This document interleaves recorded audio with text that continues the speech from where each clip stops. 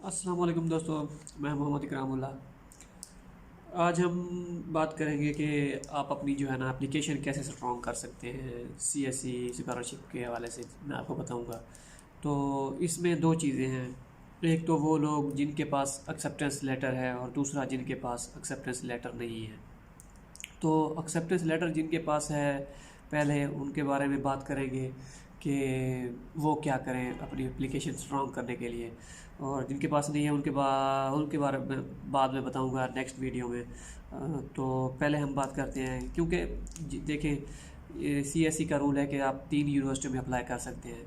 तो आप अपना मतलब चांस ज़ाया ना करें। तो वो जिनके पास एक्सेप्टेंस नहीं होगा उनके बारे में बताऊंगा कि उनको क्या करना चाहिए और वो अपनी एप्लीकेशन कैसे स्ट्रॉन्ग करेंगे, वो बाद में बताऊंगा। पहले उनको बताऊंगा जिनके पास एक्सेप्टेंस लेटर है। सही है। तो पहले पहले आपको जैसे ही एक्सेप्टेंस लेटर मिले, ठीक है, आपने जाना है यूनिवर्सिटी की साइट पे। इंटरनेशनल ऑफिस का एक वो होगा, मेन्यू होगा। वहाँ उस पे आप चेक करें कि क्या इस यूनिवर्सिटी की एप्लीकेशन डेडलाइन स्टार्ट हो गई है कि नहीं। सबसे पहले आपने ये चेक करना है, क्योंकि समटाइम जब लड़के एक्सेप्टेंस लेटर ले लेते हैं तो बस वो कहते हैं कि बस छोड़ दो, बाद में देख लेंगे जनवरी फरवरी में। तो कुछ की जो है ना डेडलाइन स्टार्ट हो चुकी होती है, कुछ की ख़त्म भी हो चुकी है। तो सबसे पहला आपने काम यही करना है कि आपने डेडलाइन चेक करनी है, क्या है कि इसकी फ़ीस है इस यूनिवर्सिटी की या नहीं।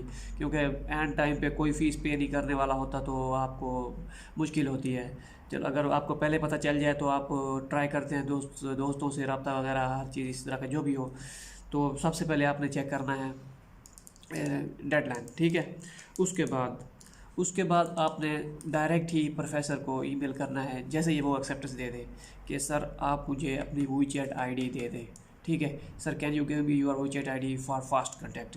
ये आपने उसको मेल करनी है, वो आपको दे देगा इंशाल्लाह। तो उसके बाद जब आप वीचैट आईडी ले लें उसके बाद क्या करना है, ठीक है। दो सवाल हो गए। यूनिवर्सिटी की वो की डेडलाइन चेक करनी है सबसे पहले, फिर बाद में वीचैट लेनी है, ठीक है। वीचैट के बाद आपने क्या कर उससे क्या पूछना है, प्रोफेसर से पूछना है कि आपके आपके अंडर कितने स्टूडेंट्स काम कर रहे हैं इंटरनेशनल, ठीक है। इंटरनेशनल कितने स्टूडेंट आपके अंडर काम कर रहे हैं। तो अगर वो कहेगा कि 3 या 4 हैं तो आप उससे ये पूछे कि इस साल आपके पास कितने वो होंगे।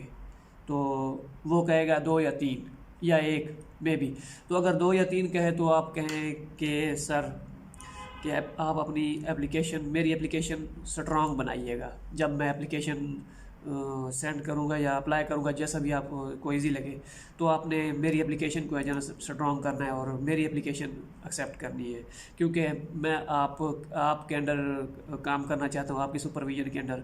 तो मैं ऐसा चांस नहीं गंवाना चाहता, इसलिए आप मुझे जो है ना सेलेक्ट लाजमी करें, ठीक है। एक तो ये हो गया। फिर आपने उससे पूछना है कि हर वीक, और दूसरा हर हर वीक में उसे ना 1 या 2 मैसेज करें कि उसकी अपनी रिसर्च के हवाले से कि आप किस टॉपिक पे आजकल काम कर रहे हैं, या इस तरह का जो भी आपके फील्ड के रिलेटेड हो, ठीक है। और उससे ये भी पूछे कि क्या इस साल मेरी सिलेक्शन हो जाएगी, ठीक है, कि इस साल कितने परसेंट चांसेस हैं मेरी सिलेक्शन के। अगर आपने मुझे एक्सेप्टेंस तो दे दिया है तो इससे मेरी एप्लीकेशन के कितने परसेंट चांसेस होंगे। इस तरह ये होगा कि आपको पता चल जाएगा कि इसकी पावर है या नहीं इस प्रोफेसर की, ठीक है। अगर आपके पास मिसाल मान लें कि 7 या 8 एक्सेप्टेंस लेटर है, तो इसी तरीके से आप सब प्रोफेसर से बात करेंगे, आपको आइडिया हो जाएगा कि इस प्रोफेसर की पावर है या नहीं, क्या ये सिलेक्ट करवा सकता है। क्योंकि 3 से ज़्यादा तो अप्लाई नहीं कर सकते आप। 3 यूनिवर्सिटी में अप्लाई कर सकते। सीएससी का रूल है, जब आप फॉर्म सबमिट करेंगे ना सीएससी का, तो उस पे 5वां पेज होगा कि आपने अगर 3 से ज़्यादा एप्लीकेशन वो हुई सबमिट, तो आप की स्कॉलरशिप नहीं लगेगी, तो आपको सेलेक्ट नहीं किया जाएगा, ठीक है। तो ये कुछ क्वेश्चन थे जो मैंने मैं आपको अपनी स्टोरी सुनाता हूँ कि मैं भी इसी तरह ही मेरे पास WeChat आईडी थी, तो मैं रब्ता नहीं कर रहा था प्रोफेसर से। तो आखिरी मौके पे मुझे याद आ कि चल इससे बात ही कर लेते हैं। तो जब मैंने बात की तो उसने कहा कि प्रोफेसर ने कहा कि यार आपके डॉक्यूमेंट्स नहीं आए अभी तक।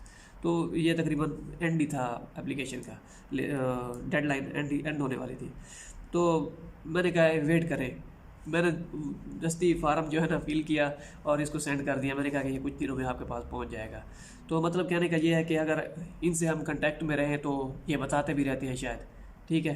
तो मैं आपको यही सजेस्ट करूँगा कि इनसे कांटेक्ट में रहें जब आपको एक्सेप्टेंस लेटर मिल जाए, ठीक है। और नेक्स्ट वीडियो इंशाल्लाह आएगी कि जिनके पास एक्सेप्टेंस नहीं है वो क्या करें, उनको भी मैं ऐसे तरीका बताऊँगा कि चले जो है ना उनकी एप्लीकेशन ज़ाया नहीं जाएगी, गिनी जाएगी इंशाल्लाह।